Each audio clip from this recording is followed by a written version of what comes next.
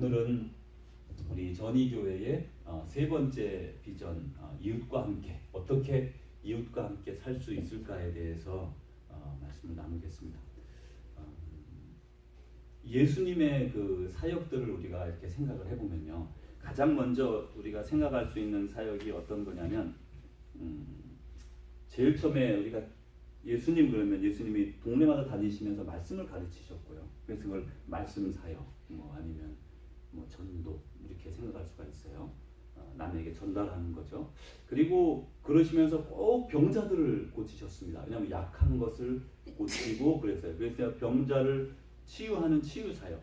그리고 나서 또 계속해서 그 더불어 귀신 들린 자들이 그 당시에 많았습니다. 여러분도 우리 예전에 어렸을 때 혹시 사시는 곳 따라 다른데 동네에 귀신 들린 사람들 보신 적 있으세요? 이렇게 동네에 귀신 들렸다, 저 아이 귀신 들렸다 그런 거 보신 적 있으세요? 그렇군요. 저는 그런 데 살아가지고 이렇게 머리에다가 꽃 꽂은 여자라고 하잖아요, 옛날에. 그죠? 그런 사람이 있었어요. 그래가지고 막 고생을 많이 했죠. 그런 사람들이 이렇게 어디 가는 시설이 없었잖아요, 옛날에. 근데 점점 세월이 지나면서 제가 경험한 거는 귀신 들린 사람들이 많이 줄어들었습니다. 그리고 귀신 들린 정신병자도 옛날에는 귀신 들렸다 그랬고, 그리고 이제 정신병이란 개념이 이렇게 아주 약할 때니까, 그러고서 귀신 들린 사람도 귀신 들린 건데 분리가 안 되고 하나로 있다가, 그것이 이제 심리학이 점점 발전하면서 한국에 들어오면서 이렇게 귀신 들린 사람도 정신병자로 둔갑한 것 같아요, 제 생각에.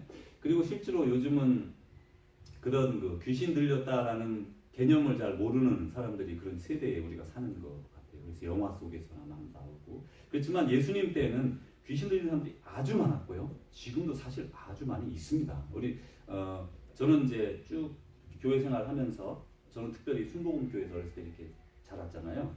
그래서 귀신 들린 사람들 많이 봤어요. 이렇게 정말 그 사람들은 이렇게 달라요. 그리고 말도 이렇게 하는 게 정신 나간 사람 같지 않습니다. 정신병자 전혀 다릅니다. 눈빛도 다르고요. 제가 여러 명을 만났는데 그렇게 좀 많이 만난 것 같아요. 교회에서 기도해달라고 데리고 왔는데 그런 눈빛, 그분들이 하는 말, 행운, 아니면 폭행, 이런 모든 것들이요, 힘도 엄청 세고요. 하여튼 그런 귀신 들리는 사람들을 예수님이 내쫓아주는, 이건 영원한 회복이죠. 이건 병은 알았다가 나을 수 있지만, 치유가 되지만, 귀신 들린 건 귀신이 나가기 전까지는 해결이 되지가 않으니까 영원한 그 사람의 온전한 회복인데, 예수님이 그거를 해 주셨고요. 그 다음에 이제 또 생각할 수 있는 게, 그 빵을 먹이고 이렇게 그런 고기를 먹이신 적이 있어요. 5병이요, 7병이요. 또 예수님은 먹고 사는 것에 그렇게 제자들하고 다니면서 고민하고 그러셨지는 않았던 것 같아요. 그 이유가 여성 제자들이 이렇게 서포트를 했었고, 다니는 곳마다 사람들이 대접을 하려고 했습니다. 그래서 이제 그런 문제는 없었을 거겠지만, 하여튼 예수님은 그 돈괴를 갖고 다니는데 그걸 누가 갖고 다녔죠? 유다가 갖고 다녔어요. 그런데 이제 유다가 갖고 다녔는데, 유다가 그만큼 똑똑한 유다 출신의, 그러니까 유대 지역 출신의 아주 훌륭한 그 당시 그 제자들 중에 가장 아주 지성적인 사람이라 그래요. 거기가 이제 맡았는데, 나중에 가난한 자에게 팔아 나눠줄 것을 네가 지금 허비하였다, 그렇게 300데나리온의 그 기름을 예수님한테 기름 부은 여자한테 책망하지 않습니까? 그러니까 그 당시 그 말씀으로 보아서 그걸 가지고 있다가 그런 돈이 생기지 않겠습니까? 헌신적인 사람들이 있어서. 그럼 그걸 가지고 있다가 그들도 식사도 사 먹지만 어려운 사람들을 도왔다는 거예요. 그걸로 알 수 있는 거죠. 그런 내용을 통해서 예수님이 다니시면서 말씀도 전했지만 어려운 사람들을 계속 구제하며 다녔구나라는 걸 알 수가 있어요. 그래서 구제 사역을 하셨고요. 조금 더 이제 보면 예수님은 사람들이 연약해져 있거나 질병뿐 아니라 여러 가지로 그럴 때 격려하고 이렇게 사람을 세워주는 일을 하셨어요. 그래서 이거를 제가 그냥 이름 붙여볼 때 인도 사역, 이렇게 생각을 합니다. 또 사람이 이렇게 잘못 가는 사람, 니고데모처럼 어떤 게 진짜 길인지를 모르는 사람이 참 많았거든요, 그 당시에. 그리고 혼란할 때 예수님이 진리의 길로 인도해주는 일을 하셨어요. 그래서 인도하는 거죠. 우리도 이제 이런 사역들을 우리에게로 적용하게 되는데, 예수님은 곧 진리시니까 진리인 분이 진리로 사람을 인도하는 건 당연하지만, 우리는 진리의 빛을 받은 사람으로서 인도할 수 있게 되는 거죠. 그래서 사람을 바른 길로 인도하는 사역을 하셨어요. 또 더 나아가서 예수님은 기도를 많이 하셨습니다. 이분은 성경에 보면 특별히 누가복음에는 병자의 치유의 사건과 더불어 기도했다는 말씀이 많이 나와요. 다른 복음서에 비해서. 근데 예수님은 시시때 때마다 특별히 어려운 일이 있을 때 밤샘이 기도 많이 하시고요. 또 새벽에 동틀 때도 기도하셨고 저녁에도 기도하시고 이렇게 기도를 많이 하셨어요. 그럴 수밖에 없는 게 낮에 지치고 힘들고 또 세상에서 사회에서 막 사람들 도와주고 있다가 하나님과의 교제를 위해서 시간을 따로 떼어서 습관에 따라 습관적으로 기도, 그러니까 그 시간에 늘 가셨다는 거죠. 우리 이제 시간을 떼어내서 우리가 뭐 하는 것처럼 늘 그 시간을 맞춰서 이렇게 습관에 따라 기도하셨는데 이거는 예수님이 뭐 내고 뭐 잘되게 해주세요. 뭐 그런 얘기 하다 보면 할 게 별로 없잖아요. 기도라는 게. 근데 누군가 다른 사람을 위해서 하나님의 사역을 위해서 주님 말씀 자체가 먹을 거 입을 거 기도하고 염려하지 마라. 먼저 하나님의 나라와 의를 구하라 그러잖아요. 그래서 예수님이 그런 기도를 많이 하신 거예요. 좀 더 나아가 중보 기도를 많이 하셨을 수가 있어요. 우리 사람들을 위해서. 그 당시 뭐 여러 가지 문제들을 위해서 이렇게 유추해 볼 때 하나님의 나라를 어떻게 이끌 것인가와 더불어 중보적으로 기도를 많이 했을 거라고 봐요. 그래서 우리도 사람들을 위한 중보 기도 사역 혹은 지원 사역, 이렇게 사람을 지원해 주는 그런 사역을 생각할 수 있어요. 조금 더 나가서 이제 마지막으로 점점 치닫는데 예수님이 하신 사역 중에는 죄의 용서가 있습니다. 예수님이 이제 화를 잘 가끔 내시고 그러셨는데 특별히 예수님이 화내신 사람들이 누구냐면 죄인들 보고 화를 낸 게 아니었습니다. 그게 우리들하고 조금 다른 거예요. 우리는 죄진 사람, 특별히 그 성적인 문제나 혹은 이렇게 사람들 입에 오르내리는 걸 즐거워하는 그런 내용으로 막 이렇게 책망하고 뭐 입에 올 떠올리고 하지만 예수님은 죄지는 사람, 뭐 몸 파는 사람 이런 사람들에 대해서 막 화내고 그러신 적은 성경에 찾아볼 수가 없어요. 반면에 불쌍히 여기시고 그리고 그 당시는 그 성적인 타락 같은 게 그렇게 왜 이러시냐면 여자가 혼자 살게 되면 먹고 살 방법이 없었다고 합니다. 그 고대 시대에는. 그래서 그 자기 몸을 팔아야만 먹고 살 수 있는 그런 상황. 그 다시 되돌리면 누구의 죄입니까? 공동체의 죄인 거죠. 그 여자를 먹이지 않으니까 이 젊은 과부나 젊은 여자가 다시 자기 몸을 팔아 먹고 살 수밖에 없는 그런 상황과 조건이 만들어지는 거예요. 어쨌든 이렇게 이제 예수님은 그런 사람보다는 믿는다고 하면서 겉과 속이 다른 바리새인들, 서기관들을 향해서 독사의 자식들 하면서 기회 있을 때마다 세례 요한도 마찬가지예요. 그렇게 야단을 했습니다. 그러니까 그렇게 책망을 많이 했었는데 그러면서 예수님은 그런 모든 사람들을 용서하시고 십자가에서 온 인류를 위해 돌아가시게 되죠. 그래서 이제 예수님은 우리 십자가 사역을 하셨어요. 이제 마지막으로 부활하셨는데 생명 사역인데 자기의 죽음으로 말미암아 죄를 용서해 주시고 우리에게 생명을 주시고 더불어 부활하셔서 죽음을 이기시고 일어나서 영원한 생명을 주신 거죠. 이것이 이제 예수님의 사역 중에 가장 큰 사역입니다. 뭐 복잡하지만 별로 복잡하지 않아요. 예수님의 어떻게 사셨나 생각하면 쭉 돌아가면 이제 해결이 된 거예요. 자, 이제 여기서 시작하겠습니다. 왜냐하면 제가 왜 이렇게 시작을 했냐면 예수님이 이런 사역들을 했다는 걸 우리가 이제 마음에 두고 그러면 오늘 우리가 생각하는 게 뭡니까? 우리 세 번째 비전. 우리 교회는 누구인가? 무엇인가? 무엇을 해야 하는가? 지금 이런 얘기를 이렇게 하고 있는 거예요. 이렇게 예수님이 많은 사역들을 했는데 예수님만 한 게 아니고 예수님이 이제 공생애를 시작하면서 성경의 내용에 등장하게 되는데 그때 예수님의 제자들하고 함께 했습니다. 12명의 제자, 그 다음에 12명 바깥에 있는 제자들, 70명의 제자들, 또 더 나가서 70명 혹은 72명, 그 다음에 또 여성 제자들, 그 다음에 조금 더 나아가면 나중에 성령이 강림했던 그 성령 강림절에 모였던 120여 명의 사람들, 이렇게 해서 점점점 많은 약 100여 명은 넘는 사람들의 제자단이 있었고 다 쫓아다닌 건 아니지만 어쨌든 예수님은 어느 일군의 무리와 함께 다녔어요. 그래서 그게 교회의 이제 모형처럼 보일 수가 있어요. 우리에게 거기서 예수님이 이렇게 사셨구나, 모여서 이렇게 했구나, 이제 그런 거를 알 수가 있어요. 그런데 이제 그렇게 한 것이 초대교회로 연결이 돼서 예수님이 승천하시고 나서 성령님이 내려오고 교회가 모여서 교회를 하나로 묶어주는 건 뭐라고 그랬죠? 지난주에? 성령이라고 했어요. 성령으로 다 하나가 돼서 성령님이 말씀하시고 예수님 대신 다 이렇게 알려주는 그런 공동체로 이제 태어나게 돼서 그걸 우리가 초대교회다 이렇게 부르게 됩니다. 자, 초대교회는 두 개가 있다고 그랬습니다. 가장 먼저 생긴 초대교회는 예루살렘 교회가 있어요. 예루살렘에 뭐 3,000명도 더하고 5,000명도 더하고 그래가지고요 막 커져서 작은 이렇게 셀그룹 같은 그룹들이 모이고 그런 것이 함께 모인 큰 교회가 됐다 그렇게 했습니다. 이제 예루살렘 교회 그 다음에 거기서 더 나아가 이제 바울이 가서 교회를 개척하게 된 게가 안디옥 교회라고 해서 이스라엘에서 뭐 북쪽으로 뭐 한 2시간 정도만 올라가면 되는 안디옥이라는 지역에 새로운 이방인들 중심으로 된 교회를 개척하게 되죠. 그건 후대죠. 왜냐면 바울이 나오잖아요. 그죠? 지금 예수님 제자들의 공동체니까. 자, 이렇게 교회가 이렇게 이제 퍼져나가고 있고 퍼져나가고 있습니다. 여기에 초대교회가 한 사역들을 보면요. 예수님이 한 사역들을 비슷하게 했어요. 그렇게 자기들이 봤으니까 뭐 맨날 쫓아다니면서 그렇게 했으니까 자기들도 그렇게 한 거예요.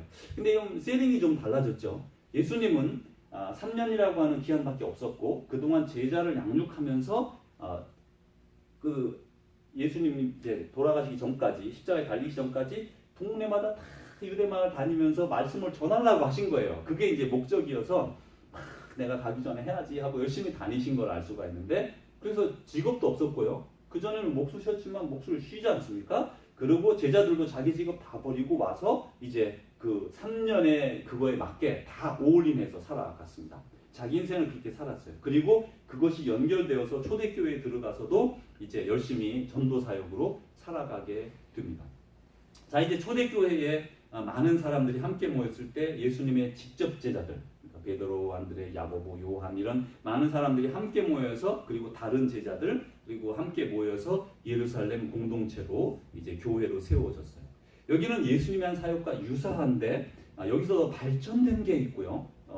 다른 건 다 유사하다고 볼 수 있는데 이 예수님 대신에 성령님이 그 사역의 중심에 서게 되고요. 예수님의 영이 성령님이니까 성령님으로 이제 묶어지게 되고 공동적으로. 그 다음에 또 하나는 가난한 사람들을 돌보는데 더 집중합니다. 지난주에도 말씀 나눴죠. 왜냐하면 그 상황이 가난한 사람들이 죽어가고 막 그러니까 그 공동체에서 자기 식구들을 먼저 살리고 그 다음에 밖에 사람들까지 살리는 운동을 막 하게 되는 거예요. 그래서 그 당시 눈에 가장 띄는 필요한 일에 교회가 집중했던 걸 알 수가 있어요. 자, 이제 여기서 조금 더 들어가 보겠습니다. 이 또 공동체는요, 말세 공동체예요. 예수님이 내가 복음이 이렇게 다 전해지기 전에 그 유대 지역에 다 전해지기 전에 내가 다시 올 것이다. 이렇게 말씀하시면서 사람들은 예수님이 곧 다시 오실 것이라 생각했습니다. 지금처럼 이렇게 2000년이라는 세월이 갈 생각을 안 했어요. 곧 오신다. 사도 바울도 마찬가지고요. 곧 온다. 이게 파루시아. 곧 오신다는 생각을 하면서 그러니까 이제 직업이 필요가 없어진 거예요. 직업이 의미가 없어요. 지금 말세적 공동체였어요. 그래 말세적 공동체는 뭐냐면 곧 예수님이 다시 오신다. 내가 다시 오리라. 그 말씀이 아주 생생하게 들린 거예요. 그래서 직업이나 이런 생활의 안정보다는 올인해서 이렇게 생활하죠. 그렇지만 그 모든 공동체 사람들이 다 그랬느냐? 그건 아닙니다. 그러니까 이제 약간 거기에서 이제 그 마음들이 막 예수님 오신다고 그랬는데 아직 안 오시네? 이렇게 안 오시네? 이런 마음들이 이제 우리 느껴지는 거예요. 이렇게 발전하고 교회가 발전하고 있었어요. 자, 여기서 어떻게 되냐면 로마로 가면서 교회가 좀 이상해지기 시작하는 거예요. 로마 교회로 가고 서방 교회로 가게 되는데 중세 교회로 넘어가게 되는 물론 동방 교회대로 그 예루살렘이나 안디옥이나 알렉산드리아 이집트의 알렉산드리아나 또 지금의 중동 지역의 그런 요르단 이쪽으로 해서 다 쭉 거기는 동방교회라고 부르는데 그 교회가 어떻게 그동안 쭉 살아갔는지는 크게 알려지지 않았습니다. 그렇지만 뭐 대단히 서방교회랑 달랐을까 이렇게 생각하기 좀 어렵습니다. 잘 모르는 상황이니까 내비두고 서방교회 우리가 잘 아는 이 캐톨릭 교회는 어떻게 되냐면 로마로 와서 전 세계를 지배하는 교회가 되고 사람들이 교회로 물려들기 시작하고 교회로 와야 자기 구실을 하는 시대가 되어버렸어요. 그전에는 박해했는데 이제 그런 물론 뭐 박해와 그런 좋은 것이 막 뒤섞이다가 이제 결국 300년대에 와서는 이제 그렇게 바뀌어버립니다. 자, 이제 교회를 가야 돼요. 그래서 교회가 전 세계가 하나의 교구가 되고 교회로 사람들이 모여듭니다. 여기서 교회들이 어떤 일을 했을까요? 우리가 한번 중세교회 한번 떠올려 보시면 교회에서 세금을 받았습니다. 나라와 딱 이렇게 그 군주와 힘을 합해가지고요. 교회가 그래서 그 캐톨릭 서방 이제 중남미나 어디든지 가면 또 유럽에나 가면 성당 있고 시청 있고 그 다음에 앞에 공원 있고 그러잖아요. 교회가 늘 중심에 모여 있었고 그 다음에 행정적 부처가 딱 중간에 있었어요. 같이 있었는 거죠. 그러면서 세금을 심지어 교회에도 교인들은 내야 되는데 다 교인이지 않습니까? 의무적으로 내야 되는 거예요. 그러니까 세금 받아가는 기관이 되었고 그러면서 이제 부자가 되고 그 다음에 영주한테나 뭐 거기 높은 사람들한테 세금도 같이 필요가 없었고요. 그 수도원이나 이런 교회 재산은 그러니까 점점점 배가 불러지기 시작합니다. 그러면서 발전하는 게 뭐냐면 조직이 발전해요. 뭐 초대교회는 조직이 별로 없었으니까 집사님들이 있고 사도들이 있고 뭐 그렇게 끝났어요. 사도 다 갔습니다 이제. 그러면 이제 집사님들은 계속해서 7명씩 뽑았어요. 그렇게 근데 집사로 다 되는 게 아니잖아요. 이제 뭐 그리고 이제 장로 곧 목사가 생겨나고요. 이렇게 이제 발전하기 시작했는데 중세 교회로 오면서부터 발전한 게 뭐냐면 성령 중심의 교회에서 떠났어요.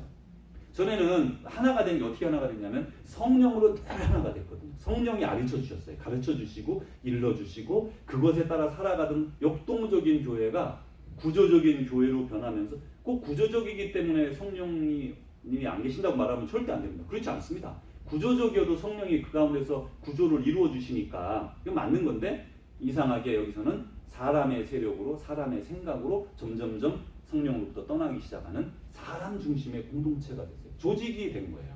그래서 이제 여기서는 그러므로 해서 예전에 예수님과 초대교회가 했던 사역들을 많이 했을까요? 못했을까요? 별로 못했어요. 네. 자기 배만 부르고 편안한 교회 그리고 교회가 마치 천국의 티켓을 파는 비슷한 모양의 장소로 바뀌게 되었어요. 그 안심은 필요하니까 안심을 해야 되니까. 그 결국은 나중에 16세기, 15세기 와가지고는 이제 그 면죄부까지 말이죠. 그 정도 상황까지 가게 됩니다. 근데 그게 다 성령의 역사가 끊어지고 그리고 교권주의로. 그래서 세력은 교황으로부터 세력이 막 그냥 이렇게 힘을 쓰게 되고 이렇게 이제 점점점 그릇된 길로 나아가니까 원래 모습에서 떠나니까 사람들이 거기에 환멸을 느껴서 수도원으로 들어가 버립니다. 사람들 다 지긋지긋하고 싫다. 우리는 하나님만 섬기겠다. 맞지요. 성령의 교통을 위해 돌아가는 거예요. 근데 이게 자기들만 모이고 세상 속에서 역사하지 못하지만 나중에 사람들이 찾아갑니다. 수도원으로. 그 말씀 들으러 찾아갑니다. 그래서 많이 찾아가죠. 이제 이렇게 중세교회로 와서 다시 중세교회가 이렇게 문제가 되자 결국은 종교개혁이 일어나지 않습니까? 1517년에 마틴 루터가 원래 이 사람도 그 사제인데 어떤 사제냐면 캐톨릭에는 지금은 예전엔 잘 모르겠습니다. 지금은 어떻게 되냐면 교구 사제가 있고요. 그러니까 신부님, 교구 신부님이 있고 또 수도원에 신부님이 있어요. 그래서 두 개로 달라지고 수도원에는 사제일 수도 있고 수도원 신부 사제와 같은 신부님일 수도 있고 그냥 형제님도 있어요. 섞여 있습니다. 다른 계층으로 되어 있죠. 그리고 예전에도 제가 중세 글들을 읽어보면 이런 구조는 마찬가지로 보입니다. 그런데 이제 이렇게 그분들이 이제 이 마틴 루터는 자기가 어떤 사람이었냐면 이렇게 가르치는 그러니까 말씀을 가르치는 그런 사제였어요. 그러니까 지식적인 사람이었던 걸 우리가 이렇게 생각을 해야 됩니다. 다른 사람에 비해서. 왜냐하면 보통 사제들은 노동하고 자기 맡겨진 일을 하고 그렇게 했고 그리고 노동을 엄청나게 신성시했어요. 네, 수도원은 처음부터 노동을 아주 중요하게 생각했습니다. 일, 노동 그리고 순종, 그 다음에 기도하는 것. 이 세 가지는 아주 중심적으로 생각했던 것 중에 하나가 노동이에요. 우리 노동이 참 중요한 거예요, 우리에게도. 그런데 이제 거기서 가르치는 일을 하던 사람이 아무리 봐도 말씀에 올바르게 근거해서 신학이 발전되지 않은 거죠. 예를 들면 면죄부 같은 거 말이죠. 그런 거 이제 좀 조항이 많습니다. 그런 것들이 95개 조항만 딱 달아가지고 얼마나 많아요, 그죠? 95개. 그걸 이제 성문에 붙이고 우리 대화 좀 하자. 이래가지고 안 된다. 우리는 개선해야 된다. 라고 붙이게 되지만 그것이 결국 그때 막 인쇄술이 발달해가지고 말이죠.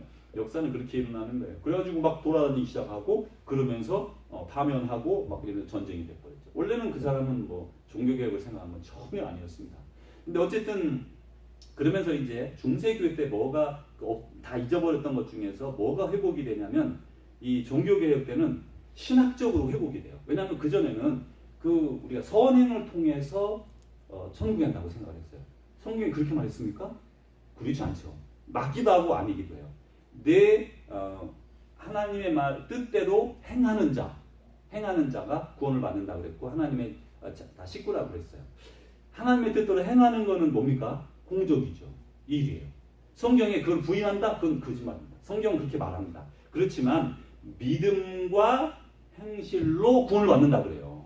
근데 이제 여기 캐톨릭에서는 믿음은 다 어디 도망가 버리고 행실만 남은 거예요. 그 행실은 왜 그렇게 했냐면 그게 안 되면 헌금이라도 해라. 헌금을 하면 네 아버지 영혼까지 할아버지 영혼까지 연옥에서 지옥에서 연옥에 있으면 천국으로 갈 수 있다라고 이제 막 이런 말까지 만들어내는 거예요. 성령님이 사라졌으니까 이제 그렇게 됩니다. 그런 것을 반대하고 마틴 루터가 그것을 반대해서 신학적으로 회복을 해요. 신학적 회복은 뭐냐면 오직 믿음으로 우리가 구원을 얻는 것은 믿음으로 얻는 것이다 말을 하는 거죠. 정확한 말을 다시 했어요. 원래 있던 말을 그대로 했어요. 그리고 나서 파면당하고 이제 결국 루터란이 이분이 살아가지고 이제 루터란 교단이 생기게 되죠. 자 이제 여기서 지금 루터가 한 게 뭡니까? 중세교회에서 가장 잘못된 부분 자기가 보기에 오직 믿음으로라는 것을 빼가지고 나와서 그걸 가지고서 이 중세교회와 대치하게 됐어요. 다른 건 별로 없어요. 자 가만히 지금 제가 말씀드린 건 이거예요. 루터의 생각에 지금 중세교회의 가장 큰 문제는 뭐예요? 구원 얻는 방도를 잘못 가르쳐 준 거예요. 그래서 그걸 가지고 신학적으로 자유롭게 만들어서 신학적으로 올바르게 했어요. 다른 것들은요 비슷하게 합니다. 근데 이제 여기서 크게 이제 우리 많은 사람들이 비판하는 게 뭐냐면 그렇게 하면서 그동안 2000여 년 가까이 개발돼 1500년 이상 이렇게 발전되어 온 그 안에 들어있는 예식들을 다 버리게 됩니다. 근데 뭐 다 버렸다고 말할 수 없는 게 지금 루터란은 거의 캐톨릭식도 합니다. 보면 캐톨릭인지 루터란인지 다 떼고 보면 우리 아무것도 모르는 사람에게 보면 비슷할 수 있을 정도로 비슷해요. 그럼에도 불구하고 그런 예식을 많이 버렸다고 말했습니다. 근데 개신교는 지금 하나도 없죠, 그죠? 개신교는 그런 예식을 하나도 안 가졌어요. 그래서 이제 우리는 좀 그런 신비 그런 거에 메마른 사람들의 개신교인들은 그래서 이제 물론 오순절 교회도 생기고 다른 방향으로 생깁니다. 그렇지만 이 하나님은 아주 아름다운 것을 창조하신 분이어서 우리는 그 교회에서의 아름다움을 회복하는 건 꼭 필요합니다. 그는 우리가 너무 이렇게 메마른 쪽에 있다는 걸 알아야 돼요. 마틴 루터는 그 당시 종교개혁이 이 복음적으로 떼어져 나왔고 그러면서 많은 것들을 버리게 되고 그러면서 이제 중세교회 이후에 종교개혁 교회가 초대교회를 회복했느냐? 그래 맞아요 안 해요? 아니에요. 그것만 나온 거예요. 그것만 아니니까 그게 제일 크게. 자 그러고 나서 근대교회가 됐어요. 자 이제 여기서부터 중요해집니다. 중세교회 때에 잘못된 거를 루터가 지적하고 나왔고 그 다음에 또 장로교라는 교단도 생기고 우리 제네바에 많은 민족의 사람들이 모였다고 합니다. 그런데 이 사람들을 규합할 방법이 없는 거예요. 제네바에서 교회에서. 그러니까 그러면 각 그 교회 그 지도자들을 장로로 삼은 거예요. 그러니까 정치 지도자를 장로로 삼아서 석을 따로주고 그분들을 포섭한 거예요. 그러니까 머리로부터 이렇게 전도한 거예요. 그분들을 좋은 자리에 모셔놓고 당신들 부족들을 다 데리고 오시오, 민족들을 데리고 오시오 해서 이분들이 장로가 되고 정치적 지도자들이 장로가 되면서 그 사람들을 같이 교회로 모아서 그게 장로제도가 된 거예요. 이제 그 사람들에게 투표권을 주고 그 사람들의 이미 권리가 있죠. 정치가로서의 그런 게 있는 데다가 그걸 뽑아서 여러 민족을 규합해서 모이게 됩니다. 이게 장로교가 시작이 돼요. 자 이렇게 이제 교단이 막 이렇게 나오고 되는데 그러면서 근대교회로 넘어가죠. 근대는 뭐 17세기, 18세기 이렇게 생각할 수 있는데 많은 기술들이 발달하기 시작합니다. 그러면서 어떻게 되냐면 근대교회는 또 애를 많이 써서 중세교회는 영 잘못됐죠. 거기서 나온 루터의 종교개혁 이후에 많은 개혁들이 뭐 존 후스나 많은 사람들이 일어나게 되는데 그걸 받아보면서 근대교회가 이루어져 나가는데 그때는 사람들이 그 인본주의가 발달하기 시작합니다. 뭐냐면 하나님이 우리를 창조했다. 뭐 하나님의 계획이 있다. 하나님 이런 걸 다 빼기 시작합니다. 우리 인간은 누구인가? 인간 중심으로 모든 걸 생각하기 시작하죠. 그래서 성경에서 이거는 기적적인 거는 이거는 심하다. 그러니까 우리 좀 말하면 뭐래 가짜 얘기죠. 지어낸 얘기다. 이렇게 생각하기 시작하는 마음들이 막 발전하면서 교회가 온전히 영적 세계로 돌아가는 게 아니라 사람의 생각으로 성경을 바라보기 시작합니다. 그전에는 하나님의 말씀이다라고 믿고 보기 시작하다가 그게 없어진 거예요. 이제 근대에 넘어오면서는 완전히 없어집니다. 그럼 더 메말라집니다. 그 아류, 그러니까 그 자손들이 우리예요. 우리. 지금. 그러니까 그 근대 교회는 과학적으로 증명되는 것만 태초에 말씀이 계시니라 말도 안 돼. 이런 것들이 어디 있어? 이렇게 생각하기 시작하는 거예요. 그러면 또 첫날 뭐가 생기고 둘째 날 뭐가 생기고 이렇게 됐는데 그럼 첫날은 24시간이야? 해가 아직 안 생긴 넷째 날에 생기는데 어떻게 되지? 뭐 이런 생각들을 하게 되면서 이제 점점점 과학적인 방법으로 성경을 보고 이렇게 말씀을 접근하기 시작하면서 많은 사람들이 성경에 의심을 가지기 시작하고 또 반대로 성경을 옹호하기 위해서 과학적으로 옹호하는 방법도 막 생겨납니다. 그게 막 만들어져서 우리 시대까지 몰려오게 되죠. 근데 그 와중에 성령 운동이 많이 일어났습니다. 왜냐하면 그동안 주님의 가르쳐 주신 일들을 잊어버리고 다른 것만 하고 있다가 성령님이 터치가 있으면서 다시 성령의 역사로 돌아가게 되죠. 예를 들어 진젠도르프 같은 분은 그분이 세운 데서는 90 몇 명 중에 93명인지 7명인지 그 중에 한 명이 선교사가 됐대요.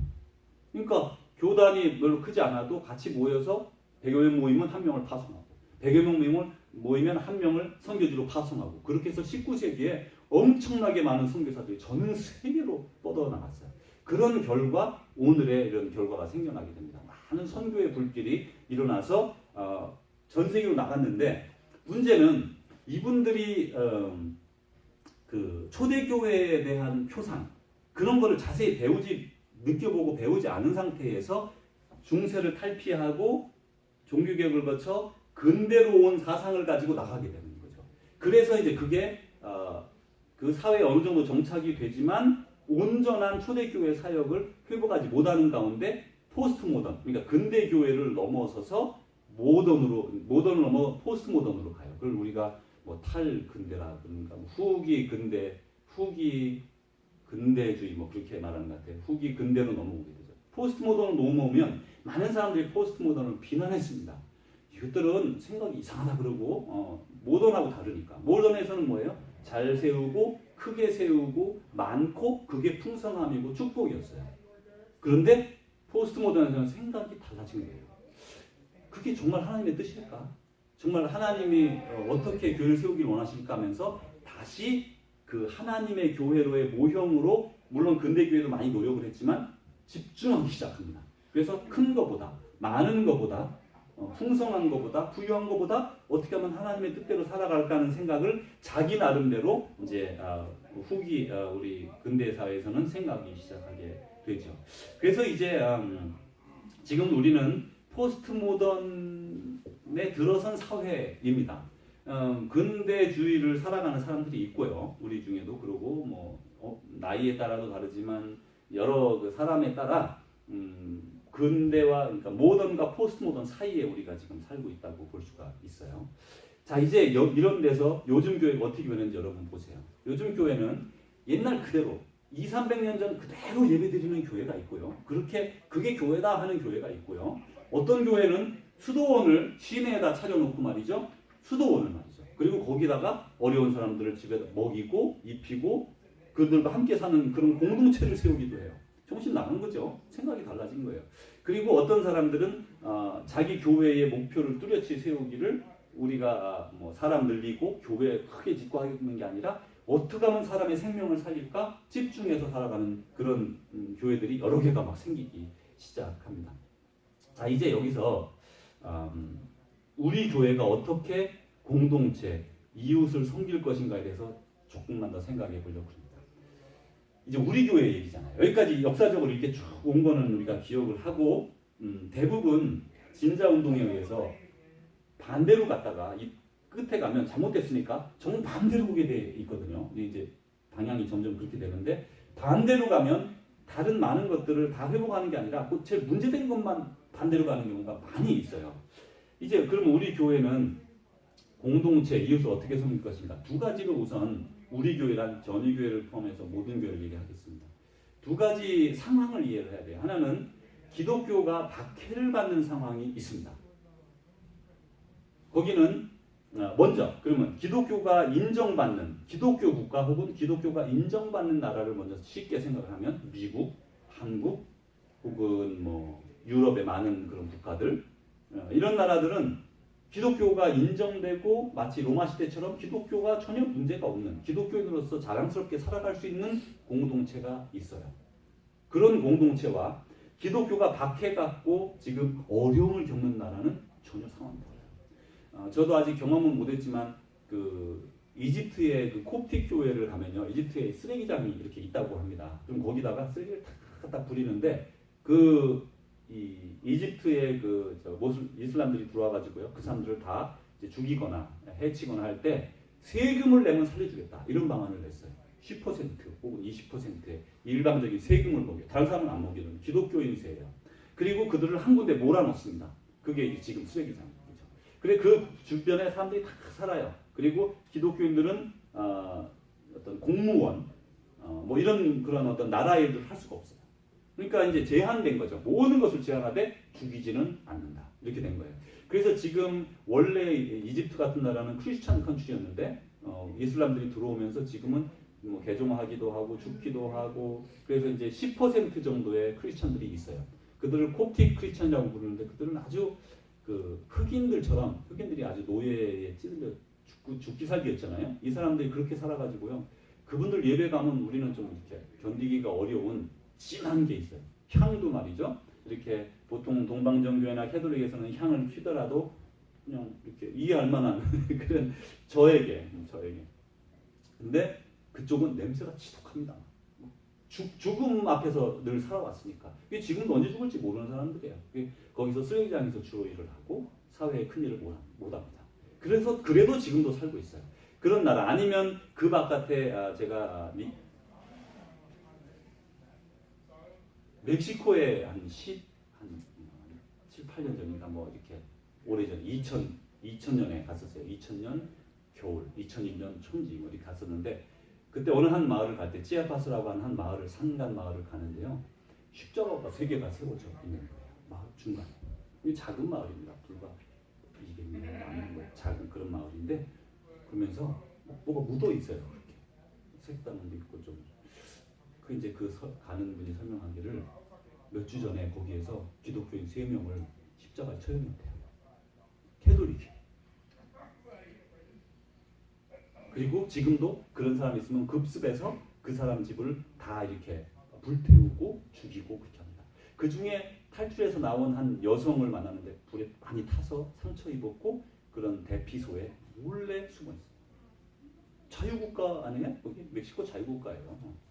근데 그게 시골이니까 그 시골에 그 샤머니즘과 이렇게 좀 많이 더 이렇게 같이 연결된 그 캐톨릭에서 박해하는 그런 게 지금도 있다는 거예요. 그리고 이슬람 사회에서 그 동방 교회들의 박해 상황은요 말로 다 못해요. 형제가 우리 자녀가 믿으면 그 아이를 없애도 법적으로 상관이 없어요. 그 샤리아 법으로 이미 통과가 돼서 이미 중동 많은 국가들이 샤리아 법이 통과된 나라도 있고 통과된 나라가 엄청나게 많습니다. 이슬람 경애법이 코란 법이 국법과 우세하거나 똑같거나 우세한 거죠. 그러면 자기 가문을 더럽혔으니까 죽여도 되는 거예요. 그러니까 이게 이제 이렇게 박해받는 국가에서의 상황과 인정받는 국가에서의 상황은 다르다라는 걸 우리가 지금 먼저 인지를 해야 되는 거예요. 그럼 예수님이 이 땅에 오신 목적은 이렇게 말씀하셨어요. 우리가 잘 아는 겁니다. 인자가 온 것은 섬김을 받으려 함이 아니라 도리어 섬기려. 예수님이 오신 것은 섬기려고 왔다라는 데 이렇게 초점을 두셨단 말이에요. 그리고 이제 자기 목숨을 많은 사람의 대속물로 준 십자가 사역을 말씀하세요. 이게 이제 섬김을 받으려 함이 아니라 섬기려 하고 이 한마디로 예수님이 온 것에 대해서 요약을 했어요. 섬기려고 왔다. 그럼 우리 교회가 할 일에 상당 부분을 말씀을 해주고 있는 걸 알 수가 있습니다. 이제 예수님이 했던 사역들을 쭉 되돌아보면서 우리는 어떻게 그 각 분야를 우리가 해 나갈 수 있을까에 대해서 생각을 해봐야 되는 거죠. 하나하나. 그러니까 이 전 시대가 했던 것에 반대돼서 말이죠. 종교개혁 나온 것처럼 이렇게 오는 게 아니라 이제 우리는 다시 예수님이 어떻게 사역하셨지? 예수님 교회가 뭐지? 그러니까 우리의 그 개념이 있어요. 교회는 뭐다? 그 개념이 다 있습니다. 지금 한국 교회 개념은 뭐 다 그 있잖아요. 그죠? 우리가 다 대부분 유사하잖아요.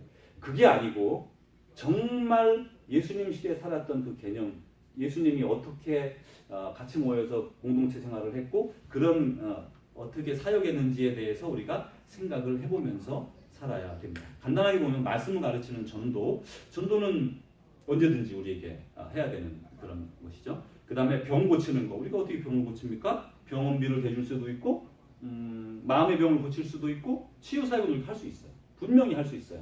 그리고 손가락 같은 거 좀 베었을 때 말이죠. 약 발라서 밴드에 발라주면요. 큰 병 안 되고 나을 수도 있어요. 치유 사역은 그 다음에 기도해서 치유할 수 있어요. 그건 전 아주 100% 믿습니다. 치유 사역은 우리가 믿느냐 안 믿느냐의 문제가 많은데 믿는 자들에게 반드시 일어납니다.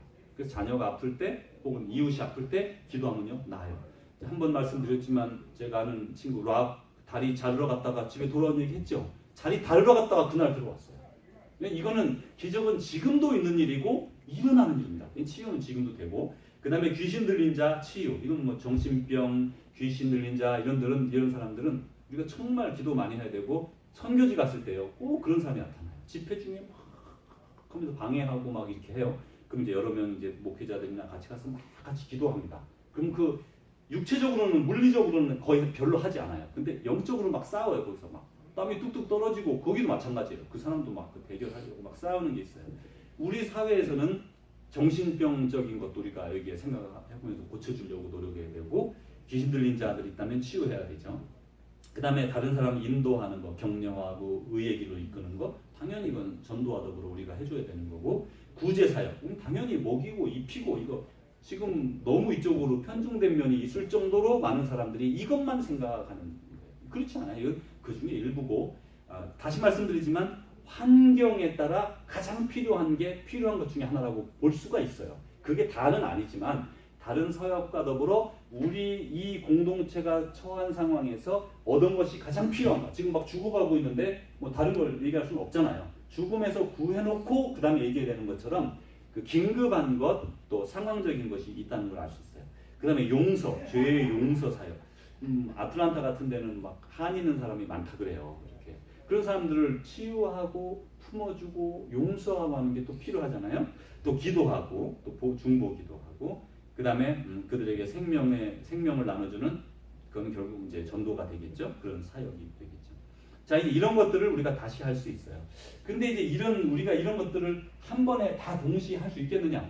어림도 없습니다. 제가 마음에 늘 여러분에게 여러 번 설명드렸던 Church of the Saviors 우리 DC에 있다고 그랬잖아요. 한번 정말 꼭 같이 가보고 싶습니다. 가서 한 닷새 이렇게 좀 우리가 그분들이 어떻게 시작했고 어떤 사역을 하고 있고 실제로 어떻게 하고 있나에 대해서 좀 이렇게 나누었으면 좋겠어요. 또 클레르본에 있는 수도원 공동체 거기도 지난번에 우리 TV로 망치로 TV 탁 깼던 그 장면 기억나시죠? 쓰레기장에서 그런 사람 어떤 사역을 하고 있지? 하고 이렇게 우리가 좀 살펴보면 도움이 되겠죠. 이제 그렇게 한 번에 다 할 수는 없어요. 다 마찬가지예요. 누구나 다 자기에게 주어진 상황 속에서 그거를 최대한 활용해서 우리 교회가 해야 되는 거죠. 그리고 교회가 만약에 뭐 명성교회처럼 몇만 명이 되면 그 나름대로 할 수 있는 일이 또 있어요. 그러니까 다 좀 달라진다고 볼 수가 있어요. 그러나 늘 근본적 원칙은 있죠.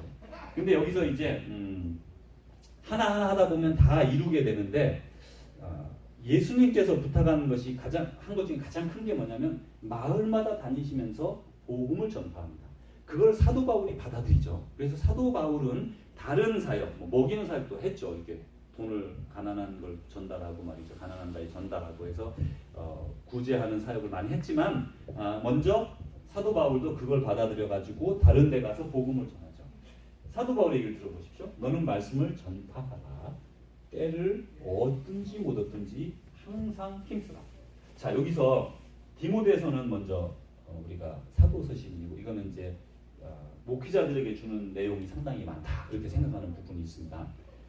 범사의 오래 참음과 가르침으로 경책하며 경계하며 권하라.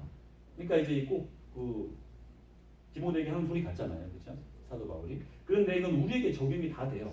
범사의 오래 참음. 누구에 대해서 오래 참아요? 우리가 아는 사람들에 대해서. 그다음에 가르치고, 가르침으로 경체 알려주고, 자녀에게도 그렇고 아는 사람에게도 그렇고 이렇게 이런 게 맞는 것이야. 경계하고 권하라. 이건 우리가 다 할 수 있는 거예요. 디모데에게만 하는 건 절대로 아닙니다. 근데 이 부분에 너는 말씀을 전파하라. 때를 얻든지 못 얻든지 항상 힘쓰라. 이게 in season or out of season 이렇게 영어로 나오잖아요. 때를 얻든지 못 얻든지 항상 힘써야 되는 게 뭐냐면 말씀을 전파하라. 여기서 말씀을 전파하라는 게 여러분 뭔 소리를 들리세요? 설교하는 거예요? 다른 사람에게 말씀 전하는 것 같죠, 그죠? 전도 같은 그런 개념이죠. 이게 여기서 말하는 그 말씀을 전파하라. 이게 말씀은 로고스, 로고스 우리가 알죠. 로고스를 전파하라. 이게 캐릭소라고 부르는 말이에요. 이제 제가 왜 이런 원어를 말씀드리냐면 여기 보면 하나님이 지혜에 있어서는 디도서 우리가 읽으려는 전 고린도 디도서 1장 3절에 보면 여러분 제가 이런 거 읽을게요. 디도서 1장 3절에 보면 이렇게 말씀하고 있어요. 자기 때에 자기의 말씀을 전도로 나타내셨으니 예수님이 전도했대요. 이 전도는 우리 구주 하나님이 명하신 대로 내게 맡기신 것이라. 사도 바울이 그래서 자기도 전도한다 그거예요. 자기 맡겨줬다는 거예요. 자, 자기에게 맡겨준 게 달라요. 사람마다. 여기 성경에 기록되어 있지 않지만 어느 한 사람에게는 죽어가는 어떤 한 과부를 지극정성으로 돌아가실 때까지 모셔라. 그렇게 말씀할 수도 있고요. 어떤 사람에게는 내 자녀를 내가 삐뚤어지지 않고 바른 길로 끝까지 지켜라. 이렇게 줄 수도 있고 여기 사도 바울에게는 어쨌든 자기에게 맡겨주신 말씀이라 이러면서 그 말씀을 전도라고 말합니다. 근데 이게 똑같은 단어예요. 아까 그거랑. 전도라는 말하고 성경에서 한국말로 번역할 때 말씀을 전파하라. 말씀을 전도하라. 그러니까 전도하라는 말이 이게 여기서 전파하라는 말 썼지만 캐릭소라는 똑같은 단어예요. 그래서 이제 그러니까 여기서 하는 말은 말씀을 전파하는 건 설교하라, 이 번역도 프리칭하라, 아니면 이렇게 말 많이 하지만 이건 다 전달하는 이건 설교도 그런 거 아니에요? 전달하는 거잖아요. 우리가 다 하는 일이라는 걸 다시 한번 말씀을 드려요. 그 다음에 하나님의 지혜에 있어서는 이 세상이 자기 지혜로 하나님을 알지 못해요. 그래서 하나님께서 무엇로요? 전도에 미련한 거죠. 또 캐릭터랑 똑같은 단어를 쓴 거예요. 말을 전함으로 해서 미련한 거래요. 전도가 미련하대요. 그렇게 하는 게 미련한 방법이에요.